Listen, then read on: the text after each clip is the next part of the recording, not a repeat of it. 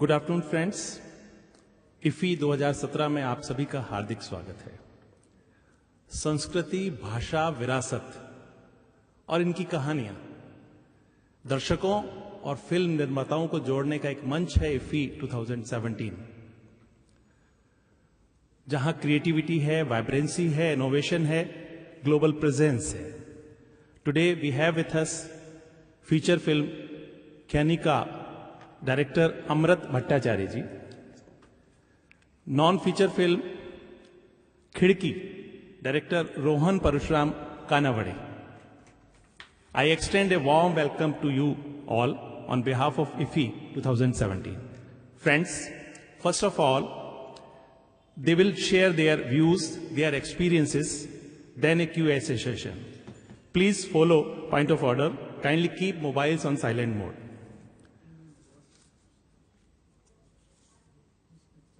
खिड़की, डायरेक्टर रोहन परशुराम कानावड़े।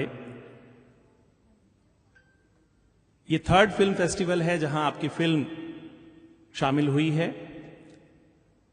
इसी फिल्म का एक प्रीमियर, यूरोपियन प्रीमियर इसी महीने 25 नवंबर को आप करने जा रहे हैं। हमारी शुभकामनाएं हैं।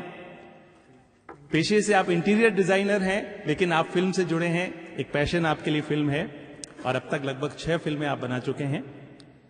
मैं इस फिल्म के बारे में और आपके एक्सपीरियंस के बारे में आप जानना चाहेंगे। Please share your views and your experiences.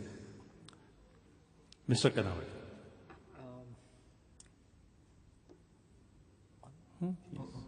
Thank you. ये फिल्म एक्चुअली थोड़ी बहुत रियलिटी से बनी हुई थी।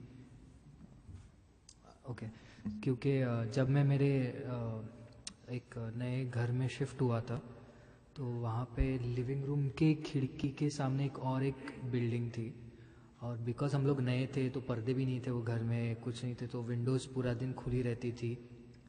तो सामने वाले बिल्डिंग के लोग, बिकॉज हम लोग नए थे तो हमारे पास देखते थे, तो हम लोग थोड़े अनकंफर्टेबल होने लगे। तो तब से हम लोग वो विंडोज़ बंद करने लगे। और तभी वो थॉट था कि उनको वहाँ से क्या दिखता होगा, और वही थॉट था और उसी थॉट से फिर ये फिल्म बनी। कि बहुत बार हम लोग किसी को बिना जाने पहचाने सिर्फ उनको देख के कभी कभी अपने ही दिमाग में कुछ सोच लेते हैं उनके बारे में, और बहुत ऐसा होता है, बहुत बार ऐसा होता है कि वो नेगेटिव ही होता है। तो उसके बारे में फिल्म थी, कैसे हम लोग लोगों को प्री जज करते हैं और फिर वो कैसे कभी कभी गलत होता है। मोस्ट ऑफ द टाइम गलत होता ही है, तो कैसे होता है, सो उसके बारे में फिल्म है।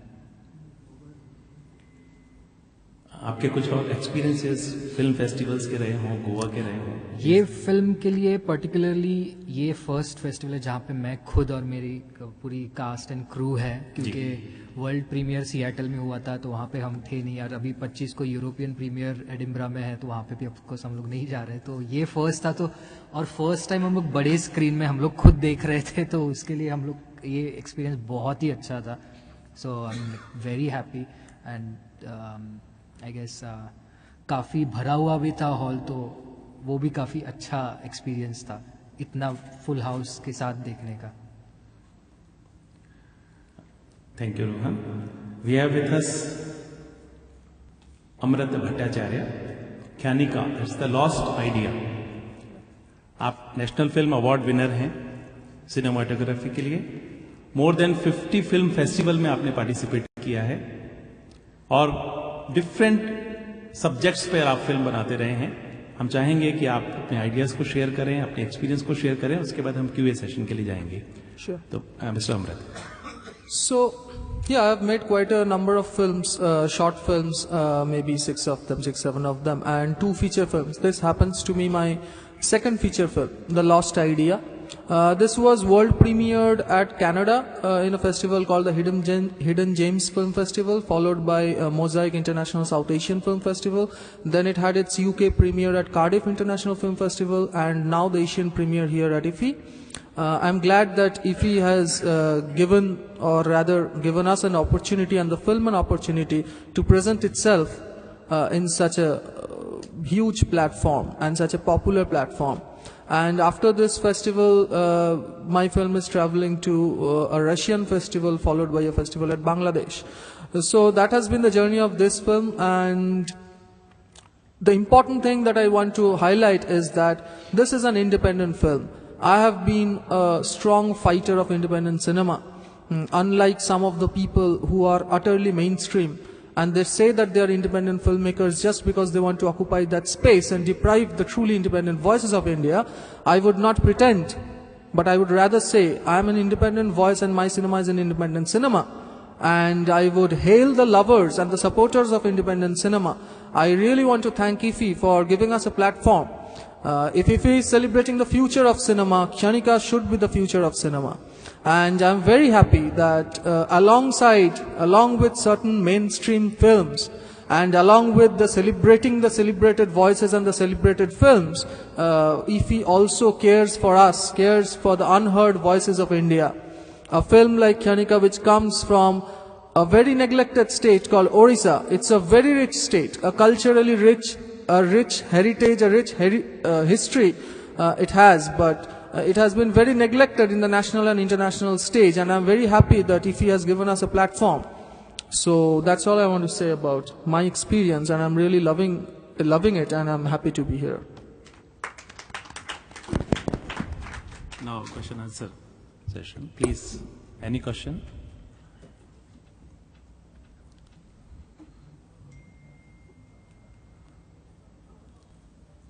Skip. Yes.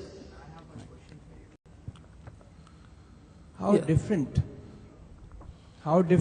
is a director's perspective when it comes that he is writing his screenplay on his own, and when he is directing someone else's screenplay? How do you think it is totally different? It is totally different, and the intent is different. When you are directing someone else's script, you are restricted, or you are brought down to the level of a craftsman more than an artist, because it's not a voice of your own, it's not a creativity of your own. You are portraying it, you are not creating it altogether. But when you are the writer and the director yourself, then you are an author. You are yourself creating that cinema. And I feel that every director must write his own film. Because otherwise, whose opinion are you talking about? You are not a voice there, you are just an echo. Because you are echoing someone else's thought, someone else's screenplay. And I find it very ridiculous that very celebrated filmmakers say that I like directing someone else's script, because I think they are somewhere handicapped. I don't want to be more negative and more specific, but I will always want to direct my own films because I want to speak out my own voice. And I'm very particular about it. So, but yes, making a film on someone else's script is a challenge as well, because you need to understand the point of view of the person who has written the script. So I am not saying that as a craftsmanship, it is something of lower stature. No, I don't want to say that, because making a good cinema on someone else's script is very, very difficult. Probably more difficult than voicing your own opinion. But if given a choice, I would always want to make my own film. I will never want to make someone else's script into my film.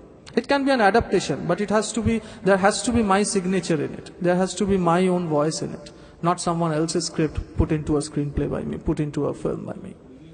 Yeah. Mike, please use mic. No, it's all right. I mean, that will be recorded also. Please. Sir, would you be able to do 3 films, writing the story and going about it and creating it in a year? Of course, because I write my films in one day. I write my feature film in one day because it flows out of me. I can't think and write. I can't prepare and write. And the average timing of your film? The average timing of my feature films are 90 minutes, 1.5 hours. My third feature film is 1 hour 40 minutes. And I think that every writer, you ask a writer, they will not take months. Only some filmmaker will take years and years to draft a script. I don't know what they do with it. It's really a question mark, but they are great filmmakers. I don't want to question their ability, but when I write my script, I write it in one day. So I can write 365 scripts a year. Probably I will not be able to make so many films because of certain constraints, and because we are handicapped by certain social, economic and political pressures, that we really don't get the freedom to do what we like to do. So we are handicapped in many ways. So in that sense, making 3 films a year is very much possible, but I also have another profession, because cinema cannot fulfill the needs of my stomach at this point of time, which is very, very unfortunate.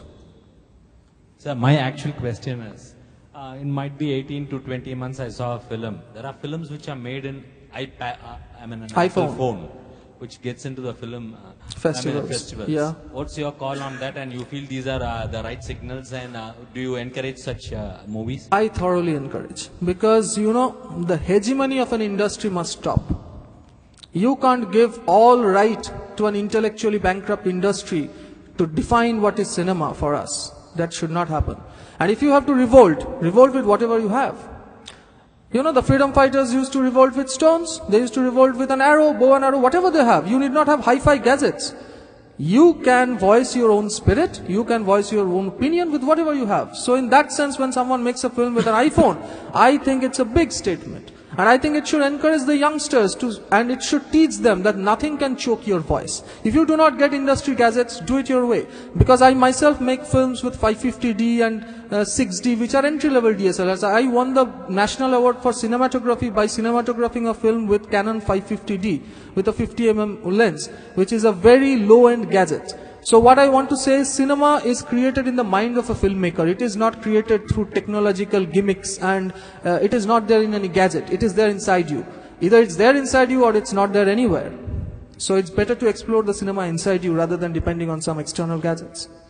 I want to say on that, basically now, because of that tool, there are many filmmakers who can now think of telling their own stories, But of course, not everyone can tell that story in that good way. We have the tools now. There are people who can really make good films. Now they have the tools available and they can really do something. But the challenge for you all is, the only challenge is the number of movies made. The percentages which others see it are very minimal. What are your, what do you feel should be done to make more movies to be seen by more people? If you ask me, this is what needs to be done. More and more press coverage. I think Indian media must take the responsibility to project the right things. See, IFFI is a platform that celebrates cinema. Unfortunately, in the newspapers and in the media cuttings, you see it like it's a fashion parade, which it's not. The people who are appearing in the screen and who are appearing on the newspapers are people who have little to do with good cinema. Not that they just don't make good cinema, they also don't support good cinema. They are in the limelight and they come to steal more limelight. So it is the duty and the responsibility of the media to make sure that the alternate voices are heard. It's very important that you give platform to the people who really deserves it. Not the people who are already celebrated. Enough of celebration has already happened, and the country has already lost its cultural integrity. And it's not necessary that we stoop down to an even lower low.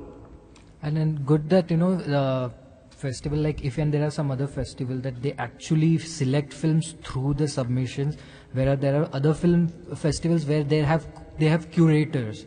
They watch the film and they recommend the film. So, sometimes they don't even select the films which are official submissions. So that's very bad. So I think they should select films through official submissions. I agree with that. And at the same point of time, even the people who select films must have a wide spectrum of understanding of cinema. Someone who is a celebrated filmmaker may not be a very good selector because they may not have an idea of world cinema and a very good spectrum of, they may not have that exposure. So it's very important that people who select cinema really understand cinema. And what happens, curators already have the contacts with, big producers, director and production houses. So they already know what they are making. So they just get that in the festival. But then, because of that, actually the other filmmakers, independent filmmakers really suffer. So I think this should stop. There is another question from there. Sir, my question is to both of you. As we all know that film making is a process. We face some difficulties, some challenges in it, some experience also. So I just want both of you to share at least one experience which will remain in your memories, particularly for these films. Experience is always, working with the right crew and, technicians, everything, That is what teaches you how to overcome. Because like with me, first was my friends who really gave me their own houses to shoot. Otherwise, I was just wondering where am I going to shoot the film with the budget I had. And then the actors, because what happened was they just loved the script. and they said we want to act in this film because we love the script and we don't want any money. So they just came for free. I mean, they just loved the script. Same with the DOP Aparna Dharmadhikari. She loved the script and she was like, I don't want any money. It just it's very rare that you get to do some good work. Otherwise you just do something just for earning money. It's just regular things. But independent cinema or short films, you really get to do something different.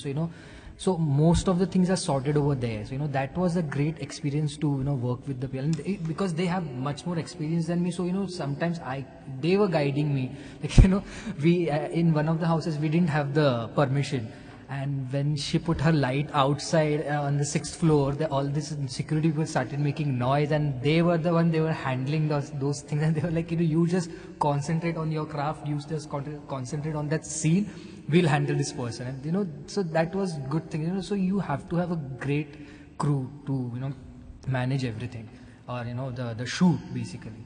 So that's the best part. I have a very varied opinion about it. I think you don't need a crew. If you are there with a camera, you are the crew.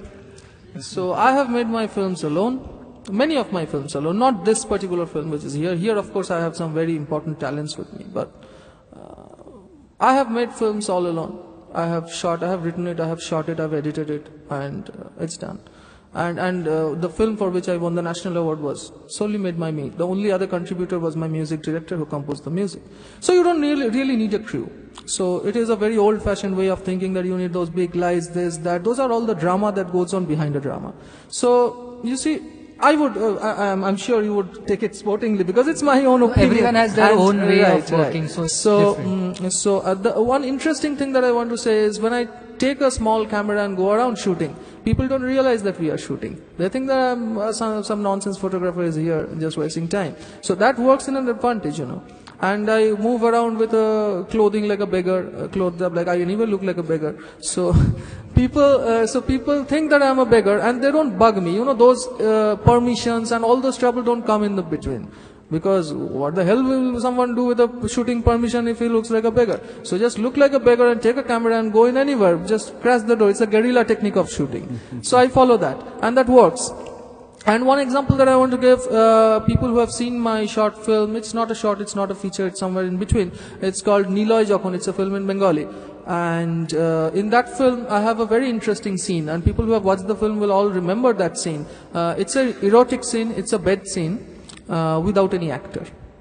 There are many things that if you have to show a bed scene, a scene with physical intimacy, you have to remove the clothes and do all those things which some people will say vulgar, some people will have different opinions. I don't want to get into it. I just don't need the actors at all. Because I need the emotion, not the actor. So it's a very important scene. So a lot of it can be, what I'm trying to say is, a lot of things can be done suggestively. People say that I don't have budget to do this. There are alternate ways of doing it. It's just that you have not explored the alternate way. Restriction is a very good thing because it forces out creativity from within you. Because you are left with no choice. So when you are left with no choice, that's probably the best way, probably the best situation to be in. Because either you do it or you just don't do it. And there's no point crying over it. So I think there are many more interesting things. In one scene, I remember there was a scene where a king will be there and a throne will be there and the actor was late. I said, just remove the actor, I just need the throne. I don't need the actor.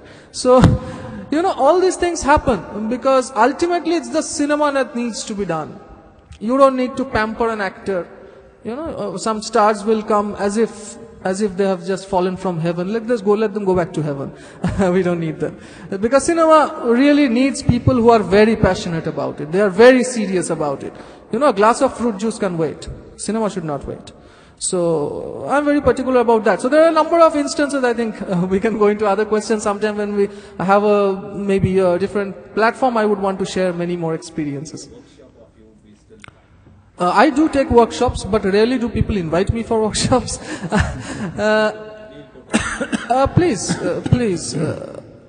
Please. And I don't mind giving a workshop for free. I don't have any problem. You said eye behind the camera is important, number one. Number two, different ways to project your innovative ideas. Right.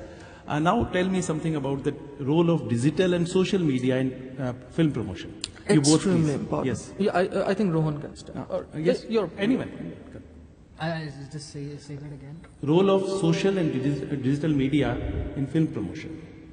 I mean, like, of course, it has its own good qualities. I mean, because of social media, now many people knows about my film, because otherwise we don't have publicity person. I mean, we don't have that much. So what we are doing is just posting it everywhere, and then the actors are posting it everywhere. So because of that, we are getting the visibility. And of course, I mean, the other festivals, they are also talking about the festival. When we had our private screening, what we did was, there was the guest, I mean, they were our friends only, and some it's good that digital is there, and the social media, it also has its bad, because many people are telling me, but why someone who's in Africa, how can he see your film? I'm like, it's okay, if film goes there, he can see it there, but I am not putting, because of that one person, I'm not putting it on the YouTube or anywhere.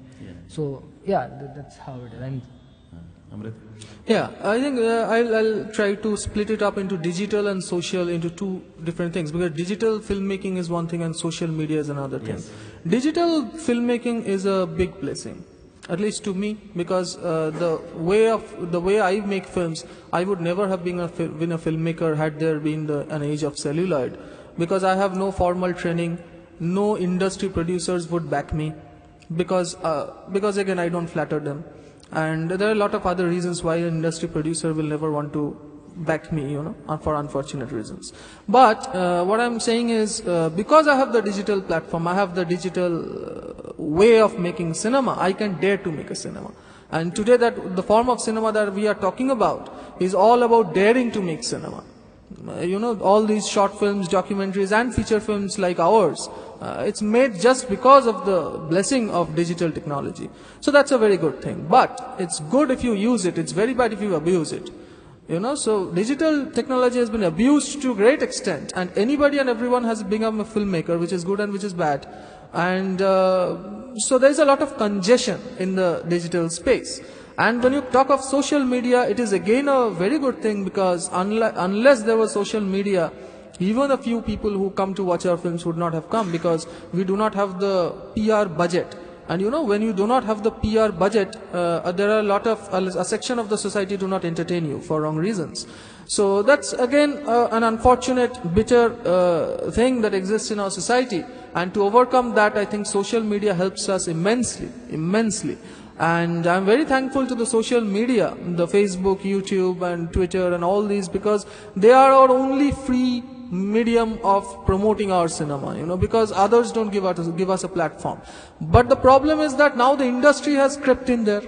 The industry is like a giant. They will creep in and consume the entire space, whatever is left in this planet.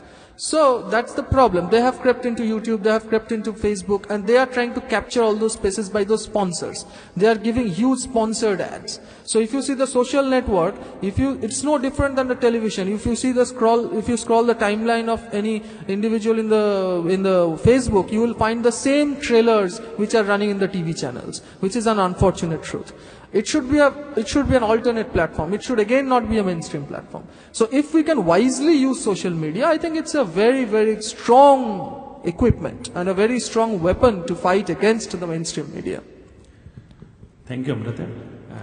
Any other question, please? Please introduce your cast and crew members who are present here. Yeah. Amrita, So please join. I think I will first start with Swastik Chaudhary. He is an actor, a lead actor and the producer of my film. He has always been associated with my film, and he has been a fantastic producer in the sense that he has never questioned me. So we love such kind of producers, who don't bug with the creative processes. They don't tell us, show us the final cut, show me the script. No, they have trust in us. If you don't have trust in me, why would you make a film with me? So I love such kind of producers, and he is one. And he is also a fantastic actor, very much like a director's actor. I would also call upon Dipanit Das Mahapatra. He is a budding theatre actor, a fantastic actor, And remember this face, because I'm sure this face will come to your screen many a times. And if you remember this face now, you would remember him. You would be one of the early people to remember him. He's a very great actor. He will be a great actor. One of the future of cinema that IFFI is celebrating. I would also like to call upon Sushant sir, Sushant Mishra. He is a legendary man who needs no introduction. In this film, he has worked as a lead actor in my film. But Sushant sir is himself a legendary filmmaker. His debut film, The Shadows of the Rainbow, was there at Uncertain Regards in Festival de Cannes in 1995. He has won the Grand Prix at Sochi and a lot of other prizes. So he is also a national award-winning filmmaker. So he is a very legendary filmmaker, but in my film he has worked as an actor, and I'm blessed to have the support and guidance of such a legend like him. So I would first call Bala Chandra Ramaya. He's a friend first and then the producer. And Veena Nair, the lead actress. We have seen her now in many ads, and now the Ribbon, and another film is coming. And Abhay Kulkarni, I mean, he works a lot on TV and of course Marathi cinema and Hindi. DOP Aparna Dharmadhikari. So for the first time I had a female DOP and I was so excited about that. And Sopan Muller, he's one of the actors. Please come. Please come. But please come. And Parag Pradhan, who did the art. Come, please come.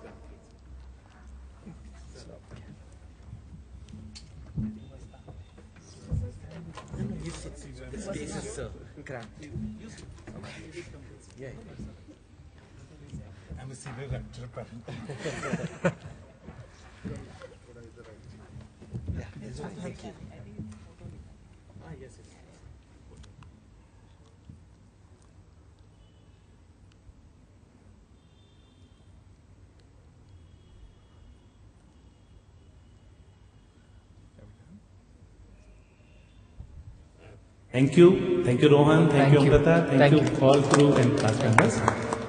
All the best. Thank you.